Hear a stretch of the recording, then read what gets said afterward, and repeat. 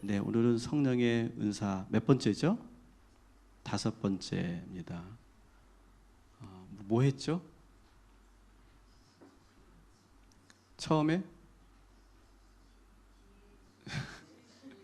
네, 지혜, 지식, 또 병고침의 은사, 믿음의 은사, 네, 있습니다. 5번째. 왜 자료 안 주냐?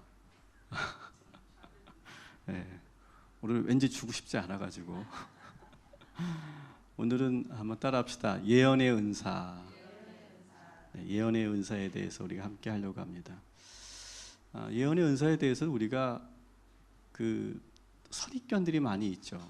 예언하니까 장차 일어날 일들을 예견하는 것, 이것을 예언이다 이렇게 생각을 합니다. 그래서 제가 목회를 하면서 그런 질문을 참 많이 받았어요. 그러니까 목회하면서 별의별 일들 다 많이 만나는데 지난주 말씀드린 것처럼 자꾸 머리를 디미는 분들도 있었고 또 이런 질문들을 많이 했어요. 목사님, 제가 가게를 시작하려고 하는데 동쪽에서 할까요? 서쪽에서 할까요? 어느 가게를 해야 될까요?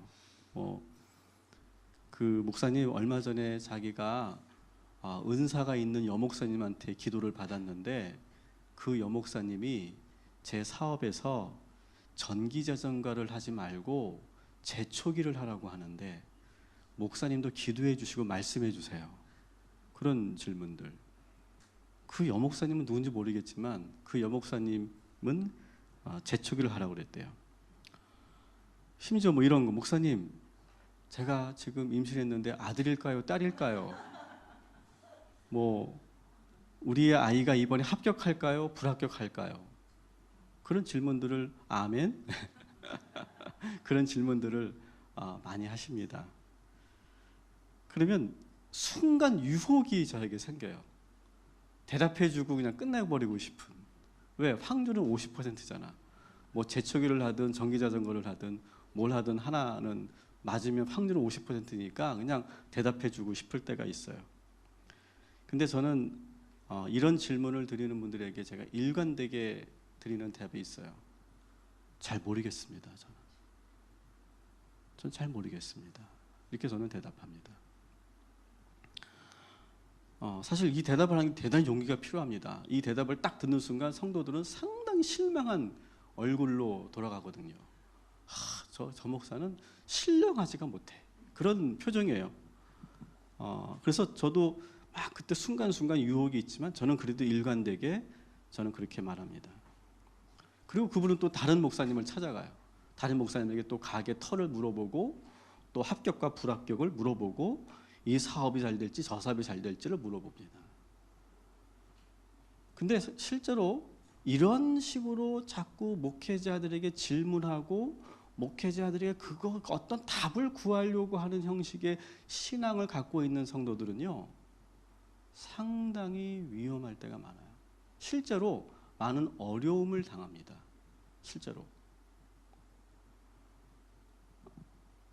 이런 분들은 그렇습니다. 기존 기성교회, 정상적인 기성교회에서는 사실 신학교육을 받은, 정상적인 신학교육을 받은 목회자들은 아마 저와 같은 태도를 취하는 것이 일반적일 거예요. 그런데 그렇지 않으면 자꾸 이런 쪽으로 신앙이 발달하는 분들은 소위 그 은사를 받은 목사님들을 찾아갑니다. 그런 분들의 이야기를 듣습니다. 그래서 이런 분들은 그 개인적인 그 친분과 관계를 맺고 그 목사님을 정기적으로 만납니다. 그런 분들 계시면 한번 잘 들어보세요. 정기적으로 그분을 만나요. 본인이 섬기는 교회 말고 정기적으로 은사를 갖고 있는 목사님을 만나요. 한 달에 한 번 만나든 뭐 2달에 한 번 만나든 정기적으로 만납니다. 그리고 그분과 예배를 드리고 그분과 기도를 받아요. 그분을 집에 오게 해서 예배도 드리고 기도도 받아요. 그리고 적지 않은 헌금을 합니다. 그리고 은사 목사님들이 대답은 아주 시원시원하죠. 막 뜨겁게 기도하고 나서 탁탁 대답해 주니까 시원하죠. 그리고 막 정말 그 목사님이 하라는 대로 하니까 사업이 잘 되는 것 같고 마음의 불안도 사라지고 안심이 되는 것 같아요. 그래서 아주 친밀한, 아주 밀접한 관계를 갖습니다. 근데 그때 사고가 터져요. 목사님이 하라는 대로 사업을 시작하고 하라는 대로 가게를 계약하고 하라는 대로 자녀 학교 원서를 썼는데 어느 순간에 안 되는 거예요. 지금까지 잘 됐다고 생각했는데 어느 순간부터 안 되는 거예요. 그러면서 성도들은 혼란에 빠집니다. 기도하는 목사님이 확실히 이게 맞다고 했는데 그대로 안 되었을 때 그때 그분의 그 성도의 믿음은 순식간에 와르르 무너져 버립니다.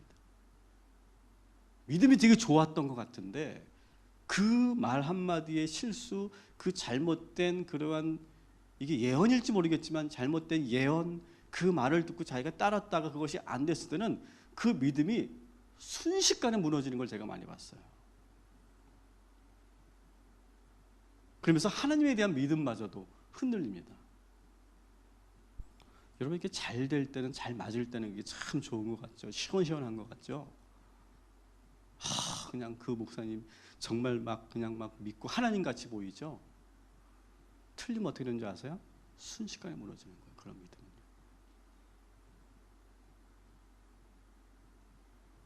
여러분, 우리 기독교인은 이 미래에 대해서 어떻게 바라봐야 될까? 어떤 태도로 이 미래를 바라봐야 될까? 여러분, 미래를 우리는 예측할 수 있습니다. 실제로 여러분 최근에 각광받는 그런 학문 분야, 새롭게 만들어진 분야가 미래학이라는 거죠. 미래학이라는 말 들어보셨죠? 그러니까 미래학을 연구하는 엘빈 토플러 같은 경우가 미래학자잖아요. 들어보셨죠? 들어는 봤잖아요. 책은 안 읽어봤어도, 그죠? 토플러 같은 경우 아주 유명한 미래학자잖아요. 근데 그들은 점쟁이가 아니에요. 그들은 아주 철저한 학문적 훈련을 받은 지식인들이죠. 그래서 그들은 그들이 말하는 미래학이라는 건 뭐냐? 과거와 현재에 일어나고 있는 다양한 그런 현상들과 자료들을 통해서 미래를 예측하는 것, 이것이 미래학이에요. 그래서 미래는 우리의 과거와 현재의 삶을 잘 분석해 보면, 관찰해 보면 우리의 미래가 어느 정도 예측이 된다는 거예요. 그러니까 여러분 기억하세요. 여러분의 과거와 현재가 미래를 결정지어요. 잘 기억하세요. 그렇기 때문에 지금 현재가 되게 중요한 거예요. 과거에 살았던 나의 패턴을 보세요. 난 어떤 패턴으로 살았는지, 그리고 현재는 난 지금 어떻게 살고 있는지. 그러면 미래는요, 별반 다르지 않습니다. 갑자기 이렇게 대박이 나고 복권이 터져가지고 이번에도 24억 5천만 원인가? 이번에 1등이? 갑자기 터져가지고 인생이 완전 확 그냥 뒤집어지고 그런 거 없어요, 여러분. 그런 걸 말하는 목회자는 믿지 마세요. 제가 분명히 말씀드립니다. 미래는요, 과거와 현재의 종합이에요. 그래서 미래학이라는 것이 가능한 거예요.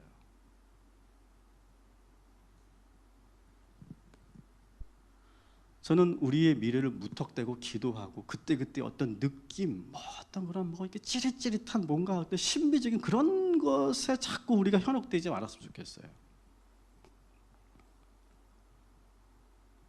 그리고 우리 기독교인들은 미래를 대하는 태도에서 아주 중요한 것을 여러분 잊지 말아야 돼요. 왜 기독교에서는 점을 보지 말라고 할까요? 왜 점을 보지 말라고 할까요? 그러니까 점을 보지 말라는 건 두 가지예요. 미래에 대해서 하나님이 아닌, 성령님이 아닌 어떤 영의 도움으로 어떤 미래를 예측한다는 것, 그것 자체가 문제죠. 그죠? 그것 자체가 문제예요. 그런데 점집에 가면 기독교인들이 그렇게 많대. 특히 권사님들이 그렇게 많대. 장로님들은 사기를 많이 치시고 권사님들은 점집을 많이 가고 왜 그런지 모르겠어요, 진짜. 근데 여러분, 점을 보지 말아야 될 더 중요한 이유가 있어요. 그게 뭐냐? 기독교는 미래를 알고 좋은 미래를 선택하는 게 기독교가 아니에요. 이거 분명히 하셔야 돼요.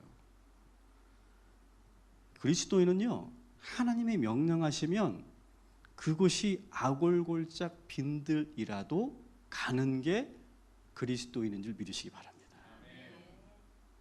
점을 본다는 건 뭐예요? 내가 좋은 쪽으로 가겠다는 거예요. 내가 잘 되는 쪽, 내가 편한 쪽, 내가 성공하는 쪽으로만 내가 선택해서 잘 가보겠다라고 하는 욕심이에요. 그리스도는 그게 아니라니까요. 사도 바울이 뭐래요?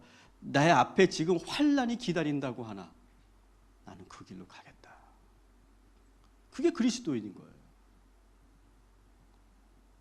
기독교는 고난을 피하는 종교가 아니라 그 고난을 통해 하나님의 뜻을 알고 고난을 통해 많은 것을 배울 수 있도록 허용하시고 그 안에서 새로운 하나님의 섭리를 발견하는 것, 저는 그것이 기독교인 줄 믿습니다. 그러니까 점을 본다는 것은 뭐예요? 그 고난을 피해보겠다는 심산이죠.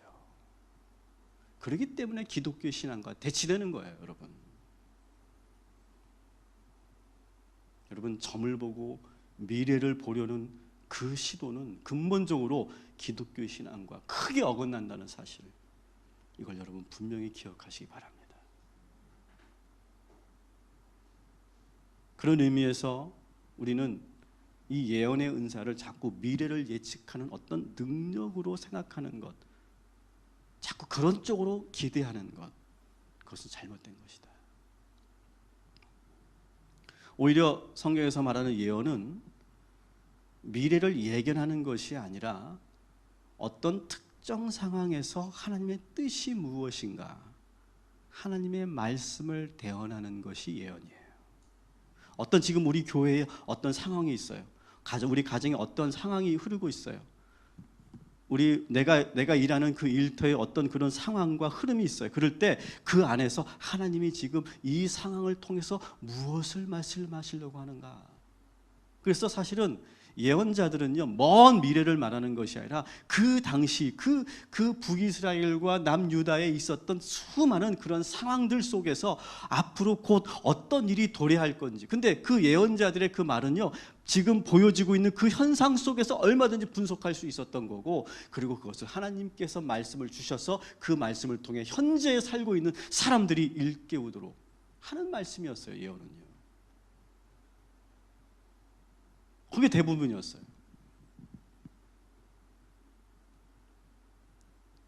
여러분, 오늘도 우리가 말씀을 들으면서 현재 우리의 상황, 여러분의 영적인 상황, 우리 교회의 지금 영적인 분위기, 흐름, 여러분의 가정의 이런 흐름들, 그것을 잘 감지하시면서 주님께 기도할 때 하나님께서 우리들에게 말씀하여 주실 줄 믿습니다.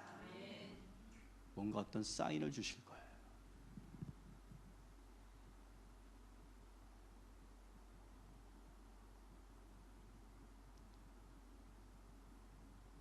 저는 사실 요즘에 조금 긴장하고 있어요.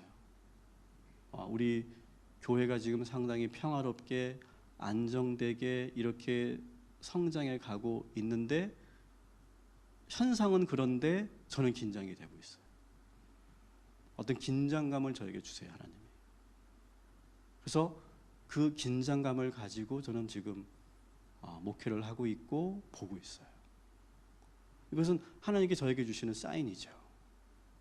근데 저는 그것을 아직 제가 예언으로 여러분들에게 말씀드릴 단계는 아니에요. 하지만 그런 그 느낌, 그런 어떤 그런 사인이 저한테 있다라고 하는 정도는 여러분에게 말씀드릴 수 있을 것 같아요.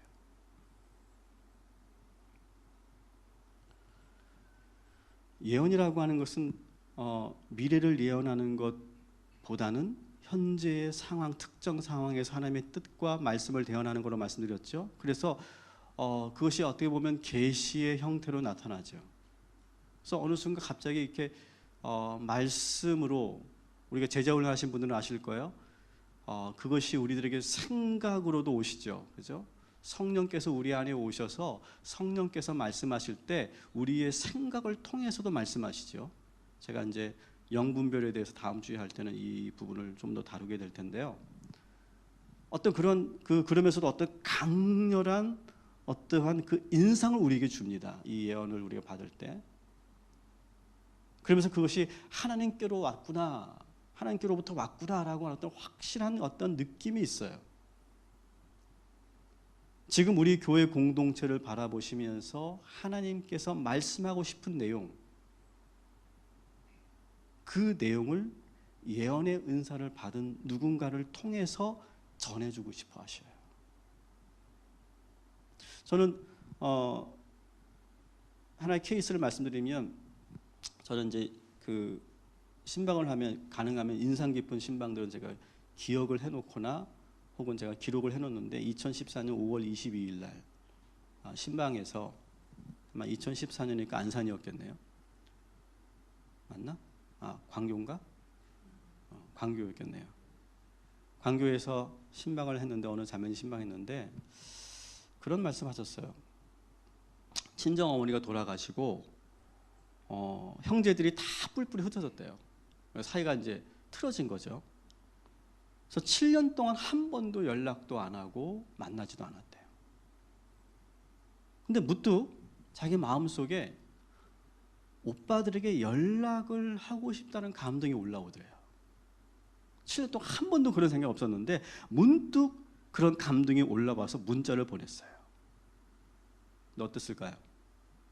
아무도 반응을 안 하는 거예요, 오빠들이. 그래서 너무 그게 당황스럽고 상처가 되어서 이 문제를 가지고 저하고 신방하는데 상담을 했어요. 어떻게 해야 될지 물었어요. 근데 이제 제가 이 케이스를 드리는 이유는 그 영적 지도를 제가 해드리는 거예요. 지금 뭔가 감동이 올라왔다라고 하는 것은 분명히 하나님의 사인인 것이 분명하게 느껴져요. 그래서 또 어떻게 저는 지도를 하는지를 제가 말씀드리는 거예요. 이런 질문 제가 했어요. 만일 친정 어머님이 살아계셨다면 자식들이 7년 동안 만나지 않고 지내는 이 상황을 어떻게 하셨을까요? 제가 이렇게 질문했어요. 그랬더니 그분이 엄마는 절대 그렇게 내버려 두지 않았을 거예요. 무슨 방법을 써서라도 어떻게든 그 형제들을 화해시켰을 거예요. 제가 또 질문했죠. 만일 어머니가, 그 성도님의 어머니가 지금 자매님처럼 그렇게 연락을 했는데 그 자식들이 아무런 연락을 하지 않아서 자존심이 상하고 상처를 받았다면 그 어머니는 어떻게 했을까요? 또 제가 질문을 했죠. 그랬더니 그분이 가만히 생각하더니 우리 엄마는 자존심, 상처 그런 거 생각하지 않았을 거예요. 무조건 형제들을 화해시켰을 거예요. 그래서 잠시 눈을 감으라고 했고, 그리고 그 돌아가신 친정 어머님 한번 떠올려 보라고 했어요. 그랬더니 잠시 눈을 감고 있는 후에 엄마의 모습이 보였대요. 그리고 나는 그냥 이렇게 툭 던진 말인데 목사님이 왜 갑자기 친정 어머니 말을 꺼냈는지 너무너무 신기하다는 거예요. 제가 그때 이렇게 권면해 드렸어요. 일단 자매님, 친정 어머니처럼 먼저 기도로 무장하세요. 그래서 어떠한 반응이 오더라도 충분히 상처받지 않고 자존심이 상하지 않도록 기도의 양이 쌓여져야 될 것 같아요. 그리고 집사님은 분명히 어머님처럼 반드시 그 문제를 해결하실 수 있을 거예요. 이게 저의 예언이에요.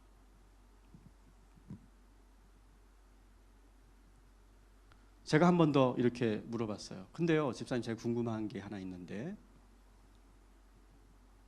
왜 성령께서 갑자기 7년 동안 한 번도 연락하지 않았던 오빠들에게 연락하라고 하는 그런 감동을 주셨을까요? 제가 이렇게 물었어요. 그랬더니 놀라운 얘기를 합니다. 나중에 알고 보니까 오빠네가 한 달 후에 해외로 이민 간다고 하더라고요. 만일 이대로 관계를 회복시키지 못하고 오빠가 가버리면 영영 만날 수 없고 그 관계가 영영 끊어질 것 같아서 내 마음속에 그것이 짐이었는데 그것을 성령께서 아시고 그런 감동을 주셨던 거예요. 그거를 이 질문에서 깨닫게 된 거죠. 이 사례에는 예언의 은사의 사례도 있고 영적 지도를 어떻게 해야 하는지도 여기 있는 거예요. 여러분, 하나님께서 오늘도 우리들에게 어떤 감동을 주시고 사인을 주십니다. 그 감동과 사인을 예민하게 반응하시고 그리고 그것을 여러분이 더 확실하게 알고 싶으시면 영적 지도를 받으시고 그러면서 하나님의 분명한 예언을 우리가 마음속에 담아두고 또 그것을 실행하는 저와 여러분이 되기를 주님의 이름으로 축원합니다. 근데 분명한 것은 예언의 은사를 주시는 목적이 분명하죠. 우리 한번 고린도전서 14장 1절부터 5절까지 말씀을 보겠습니다.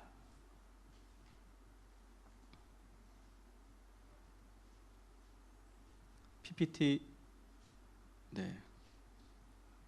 우리 같이 천천히 읽어볼게요. 시작.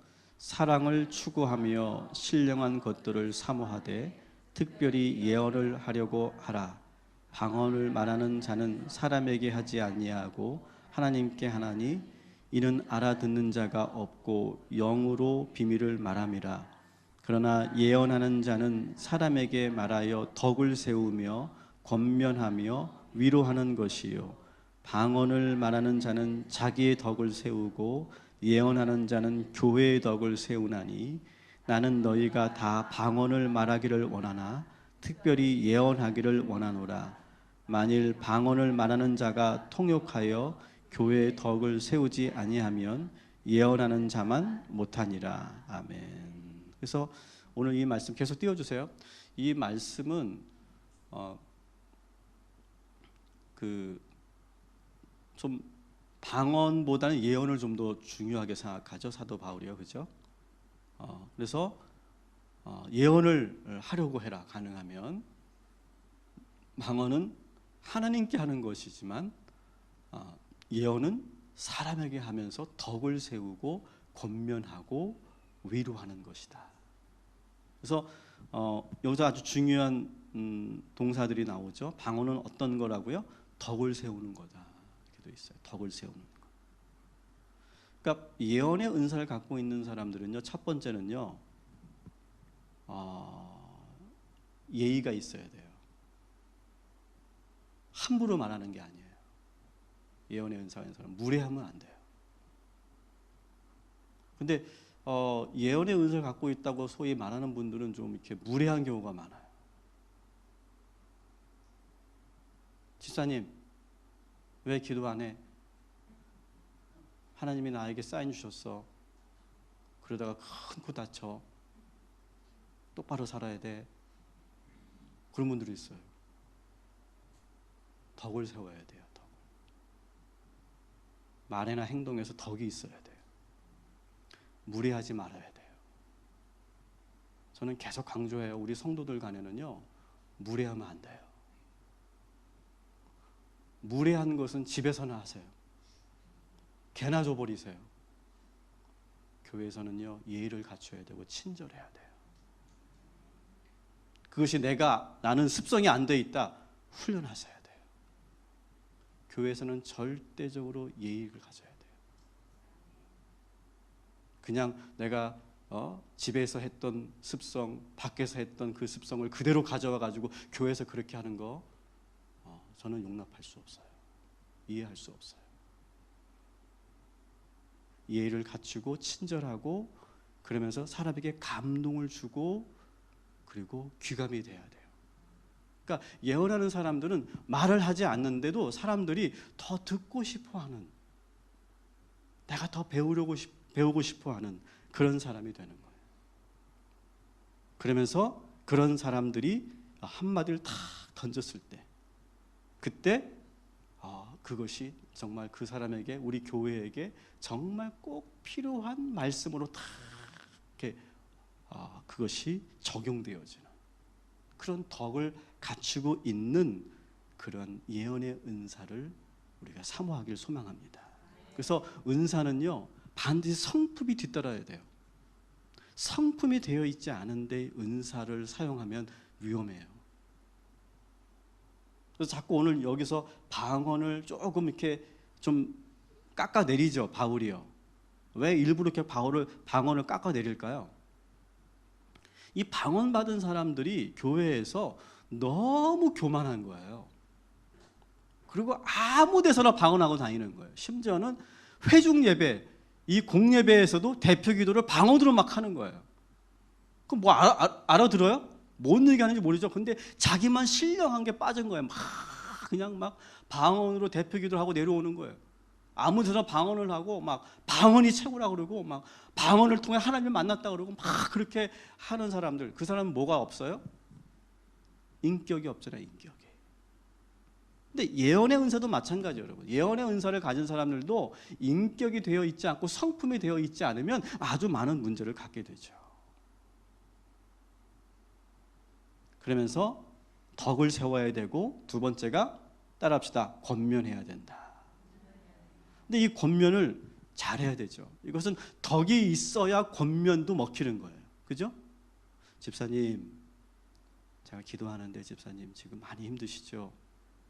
이 힘든 걸 조금 더 견디시랍니다. 하나님께서 분명히 좋은 일을 주신 거랍니다. 하지만 지금 이 마음속에 있는 그 어려운 마음을 주님 앞에 기도하라고 하십니다. 저도 기도해 드릴 테니까 그 어려운 마음을 이겨나가십시다. 권면하는 거예요. 그래서 조금 잘못된 것을 좀 더 담대하게 말해줄 수 있는 사람이어야 돼요. 근데 이건 말의 권세가 있어야 되고 그만큼 존경받아야 되고 그만큼 덕이 있어야 먹히죠. 근데 내가 덕이 없으면 그 말을 들으면 어떻게 될까요? 속으로만 하겠지만 너나 잘해, 너나. 어찌면 제가 하고 싶은 말을 권사님이 탁탁 해주시는지 뭐 거의 뭐 그 사드 같아, 사드. 패트리어트야 완전히. 그냥. 너나 잘해. 그런 관계가 되면 안 되잖아요. 저는 우리 교회에 정말 예언의 은사를 갖고 있어서, 근데 그 예언의 은사를 갖고 계신 분이 정말 교회의 어른이고 정말 존경받는 분이었으면 좋겠어요.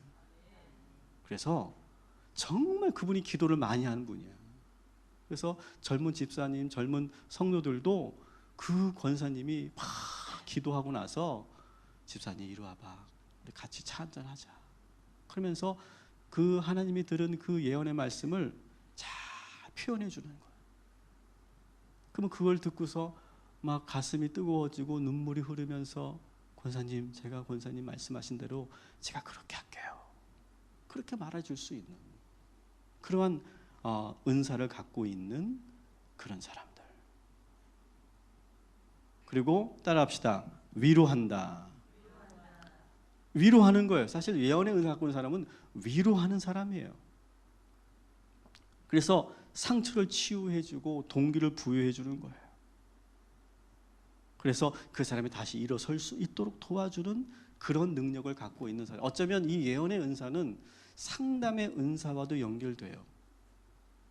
그래서 예언의 은사 갖고 있는 사람이 다 말을 건네면 그것이 회복이 되고 치유가 될 수 있도록 해주는 사람들. 이것이 바로 예언의 은사를 갖고 있는 사람들의 모습이다라고 하는 거죠. 자, 근데 이 예언의 은사는 크게 세 단계로 볼 수 있어요. 첫 번째 따라합시다. 계시, 해석, 적용. 이 과정을 거치는 거예요. 예언의 은사라는 것은 첫 번째 뭐라고요? 계시, 그 다음에 해석하고 그 다음에 적용하는 이 세 단계를 거치는 거예요. 그냥 무턱대고 직통 계시 받고 부들부들 떨다가 말하는 게 아니에요.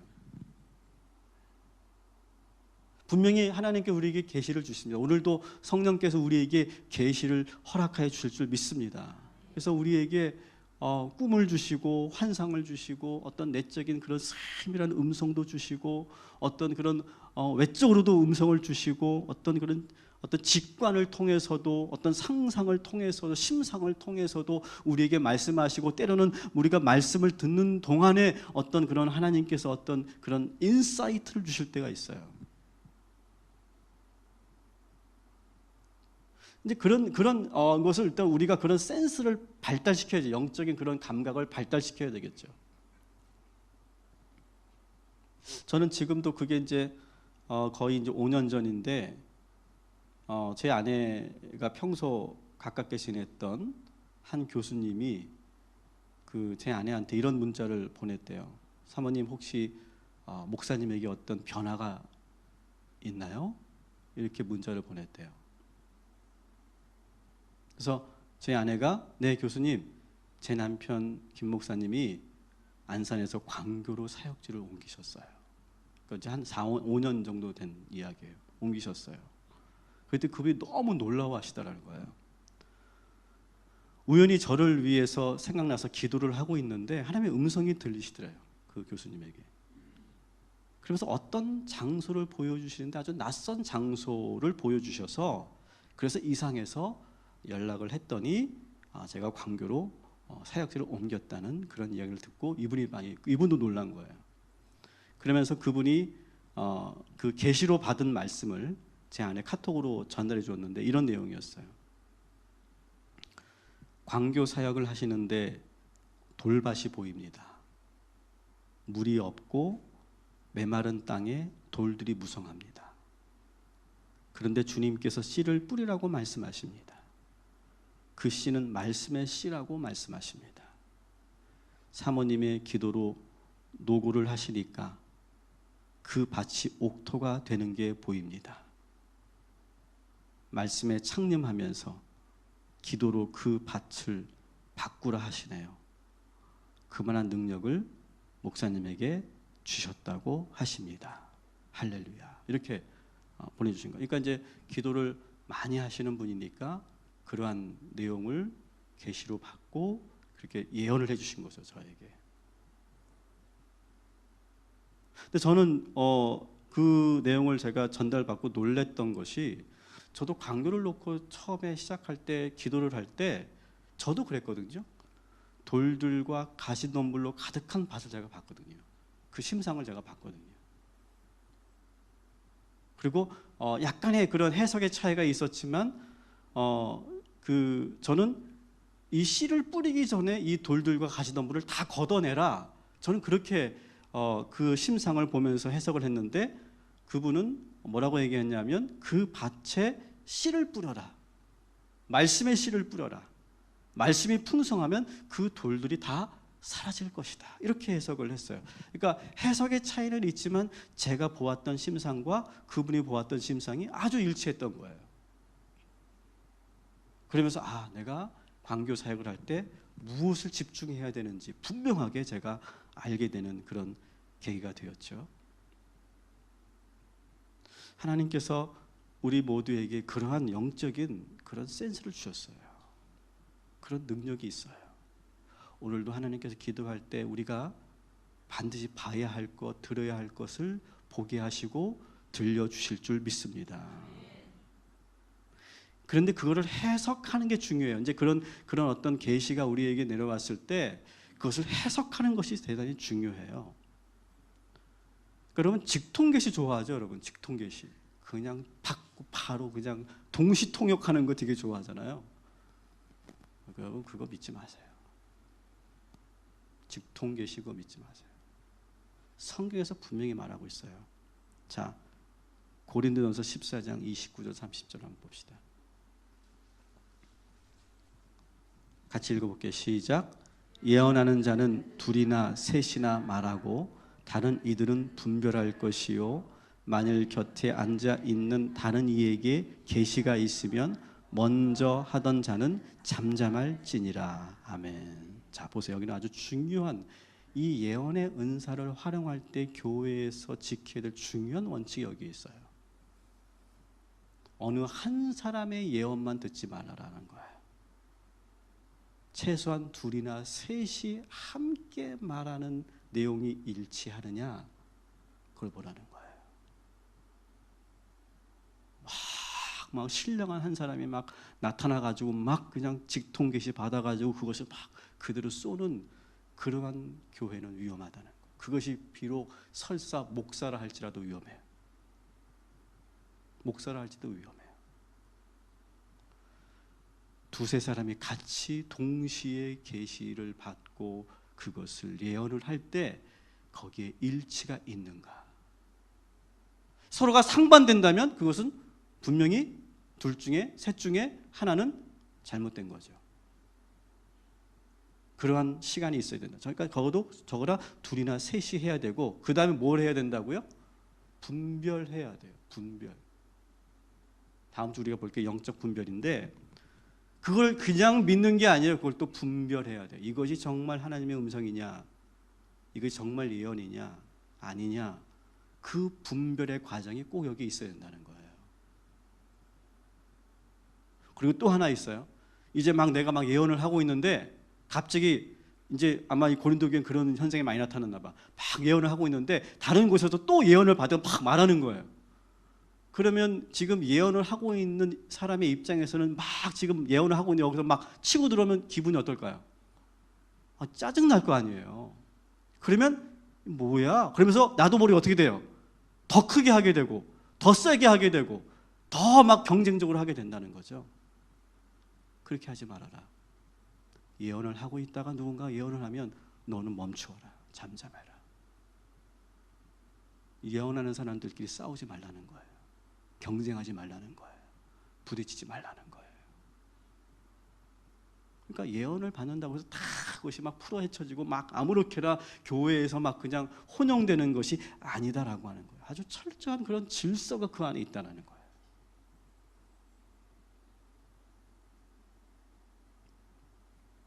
그래서 좀 전에 제가 말씀드린 것처럼 그 교수님이 보였던 심상과 제가 보았던 심상이 너무 똑같았는데 그걸 해석하는 부분에서 약간의 차이가 있었어요. 근데 저는 오히려 교수님의 해석이 더 맞다고 생각했어요. 그래서 제가 더 광교에서는 말씀 사역과 치유와 회복 사역을 제가 더 노력을 했었어요. 그리고 초반에 제가 광교에 가서 초반에 지금 여러분들에게 제가 지금 이렇게 말씀드리는 것처럼 무례하지 말아라. 그리고 함부로 행동하지 말아라. 세상에서 가지고 있던 습성을 교회에서 그대로 하려고 하지 말아라. 서로 존중하고 서로가 절제해야 된다. 그런 말을 제가 상당히 많이 했어요. 기억나실 거예요. 그러면서 이렇게 그 분위기를 잡아가는 그런 일들을 제가 했었습니다. 여전히 우리 동탄 꿈의 교회도 여전히 마찬가지예요. 우리 동탄 꿈의 교회도 새롭게 시작하면서 정말 처음을 잘해야 돼요. 그래서 이런 일이 일어나면 안 돼요. 교회에서 이렇게 해도 되나 보다라고 하는 그러한 생각을 갖게 하는 그런 행동을 하면 안 돼요. 교회에서 소리 지르도 되나 보다. 교회에서 내가 욕을 해도 되나 보다. 교회에서 막 싸워도 되나 보다. 그런 분위기가 처음부터 가져지면 절대 교회는 안 돼요. 처음이 참 중요해요. 여기서 절대 그러면 안 되는구나. 함부로 내가 말해서는 안 되는구나. 그런 것들이 있어야 돼요. 그래서 항상 우리가 영적으로 깨어 있어야 돼요. 그러면서 제가 계속해서 여러분들에게 말씀을 통해서 제가 계속해서 말씀드리면서 제가 계속 치료해 나갈 건데, 어쩌면 수술을 해 나갈 건데, 우리 안에 오늘 제가 새벽에도 말씀드렸지만 우리 안에 아주 깊이 또아리를 틀고 있는 그 원망과 불평, 이스라엘 백성들이 400년 동안 노예로 살면서 그 안에 있었던 그 원망과 불평을 그것을 완전히 뽑아내는 그 작업을 해야 돼요. 우리 안에 그 오랫동안 아주 그 옛날에 우리가 어릴 때 갖고 놀았던 탐하구죠. 탐하구 모르나? 탐하구? 왜 아스팔트에 쓰는 그 찐득찐득한 그 검은 거, 그거 한번, 예? 우리는 타마구라고 그랬어요. 예. 그거 한번 만지면 이게 안 떨어지잖아요. 아무리 씻어도 안 떨어져. 그런 거. 저는 이제 제가 이 말씀 왜 드리냐면, 제가 안산에서 기도할 때 정말 그 체험은 뭐라고 말할 수 없는데요. 제 방이 하나 딱 보였어요. 기도하는 제 방이 하나 보이는데 그 방 전체가 사면 6면 전체가 그 시커먼 타막으로 따닥따닥 붙어 있었어요.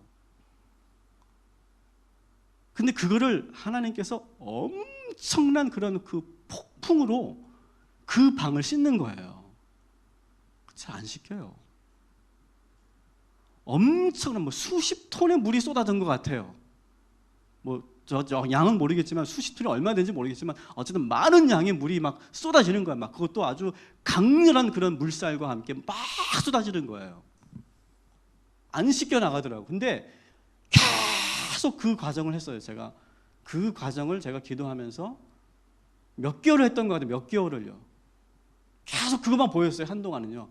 계속 씻겨 나가는 거예요. 그러면서 서서히 씻겨 나가면서 천장과 벽에 원래 색깔, 원래 흰 색깔이 보이기 시작하더라고요. 근데 그것이 완벽하게 씻기지가 않았어요. 처음에 완벽히 씻기지 않으니까 좀 이렇게 속상하더라고요. 그런데 어느 순간에 하나님께서 저에게 그런 음성을 주셨어요. 그게 현재의 너다. 그만해도 너는 많이 좋아진 거다. 그리고 인간은 그 정도의 재성은 누구나 다 갖고 있는 거다. 완벽해지려고 하지 말고 지금 그렇게 너의 안에 그렇게 시커멓게 달라붙어 있었던 그 모든 것들을 내가 계속 씻어내고 있다는 사실을 기억해라. 그 감동을 저에게 탁 주시면서 제가 얼마나 제가 그 눈물을 흘리면서 제가 그 시간을 보낸지 몰라요. 그러니까 제가 그 안산에서 아토피가 나은 이유가 그런 치유의 과정들이 있었어요. 그렇게 막 내 방 안에 그 모든 것들을 막 씻어내는 경험들, 정말 예수의 보혈의 피가 막 내 아래 흘러내리는 경험들, 그 다음에 지금도 막 그때 느낌이 막 살아 있는데, 그 패션 오브 크라이스트에 나오는 그 예수님의 막 찢긴 얼굴 있죠. 온몸에 찢긴 상태의 그 모습으로 저를 꼭 알아주셨어요. 예수님이요. 근데 그 예수님이 그 막 온몸에 피투성이잖아요. 막 피 비린내가 나고요. 막 거기 그 예수님의 그 얼굴과 나의 얼굴이 탁 와닿았는데 막 그 피가 막 느껴지는 거예요. 막 진물이 흐르고, 그리고 그 체온이 느껴지고, 막 숨이 헐떡헐떡거리는 예수님이 느껴지고, 막 찢긴 그 예수님의 등을 내가 이렇게 만지고 있는 것이 느껴지고. 근데 그런 상태에서도 예수님이 저한테 하신 말씀이 뭐였냐면, 내가 널 사랑한다는 거예요.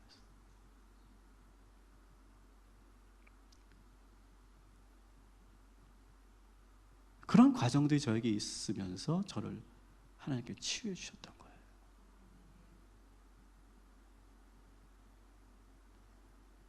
하나님께서 저와 여러분에게 그런 은혜를 허락하여 주실 줄 믿습니다.